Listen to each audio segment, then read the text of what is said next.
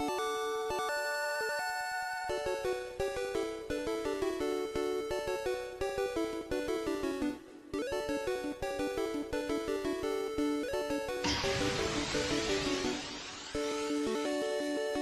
Poke Crew, Mama Kangaskhan here. Today we are doing the review of the 5th and 6th episodes of Pokemon Generations, the 5th being called Legacy, and the 6th being called The Reawakening. Both links will be in the description below, so without further ado, let's get into the review. From the beginning of this episode, we see a boy with red hair as he passes what I'm still assuming to be Agent Looker on his way to an unknown destination. If you've played the games, this is clearly Silver from Gold and Silver. Looker stops him for a talk. When asked about being Giovanni's son, Silver simply says to leave him out of it. Looker goes on to talk about an incident recently where Team Rocket was involved in a break-in at the Goldenrod City radio tower. A Team Rocket grunt announces over the radio that after 3 years of so-called hiding, Team Rocket is reforming, and she asks if Giovanni will return to lead them to greatness. However, Giovanni does not return, and this is a serious blow to Team Rocket. However, back in the present, Looker asks Silver for help. Turns out, Silver hasn't even seen his father in 3 years. Even though Agent Looker is assuming that they've been talking off and on and he knows about a supposed plot of Giovanni's return.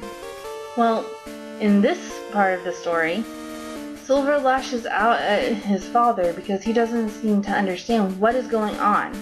Because after Red and Blue has defeated him, Giovanni is just leaving. Well, turns out Giovanni is leaving because he's wanting to recruit more members to make Team Rocket strong. Silver begins to see his father as a weakling surrounding himself by others who are also weak, so that he can hide his own weaknesses. Silver has vowed that he will be strong on his own. He will not need anybody to hold him up. In those 3 years, Silver has done that. He's made himself unlike his father, as he has vowed. Well, with his Pokemon, we see Silver is going to challenge the Pokemon League and the Elite Four. When Looker asks Silver for a call, should he receive any word on his father, Silver says that both of them are staying out of each other's business and that it's the International Police's job to find Giovanni. This causes Looker to smile as Silver sends the steps the Pokemon League and his destiny. In this next episode, we start off seeing the burned tower. We also meet Yusin, who is trying to find Suicune.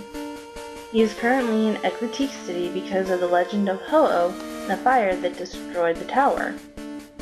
You know, the one how 3 Pokemon were trapped inside because of unknown reasons and Ho-Oh turned them into Raikou, Entei, and Suicune? Yeah, that one. Yusin goes on to tell us that he actually saw Suicune once, almost like his desire to call the legendary Pokemon to him. His goal? That Suicune believes in people once again. Once we hear that declaration, Yusin looks around and envisions what it must have been like for the legendary Pokemon in the fire, rain, and lightning. Then we get the story of the burning tower. We go into the silhouettes of the dog-like Pokemon left in the tower, which are clearly not Jolteon, Vaporeon, and Flareon. The people of old wept for the loss of the tower and of the Pokemon. Out of the sparkling rainbow comes Ho-Oh, who brings 3 Pokemon back from the dead. Instead of being happy that these Pokemon were brought back by a miracle, the villagers of old react with violence, afraid of Raikou, Entei, and Suicune's power. With the declaration of man-made, the 3 legendary dog Pokemon left humans to their own folly. But Suicune, the last leaf, looked upon the only one in the mob who didn't react with violence, a child who was in awe of what he had just witnessed. No one, human or Pokemon, was hurt because of the humans' fears. Ho-Oh, Raikou, Entei, and Suicune vanish and become legends in their own rights. Yusin goes on to say that all 4 Pokemon will return to the area Once they know, they can trust humans once more, and he longs for that day to come soon.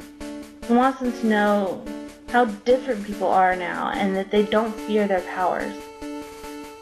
Next, we see Suicune appearing before Yusin. He takes one step forward, only for the Pokemon to leap over him and vanish when he isn't looking. With a smile, Yusin leaves the burnt tower to continue on his journey. As he's leaving, a multicolored feather falls to the floor of the burnt tower, a sign that Yusin's dream will soon be realized. And that's today's review of the Pokemon Generations newest episodes. I hope you enjoyed it. I know I enjoyed them. I nearly cried at the end of the Reawakening. Well, that's all for this video. I will see you all next time with a spooky video. Bye! Check out my other videos and don't forget to like and subscribe if you want to see more.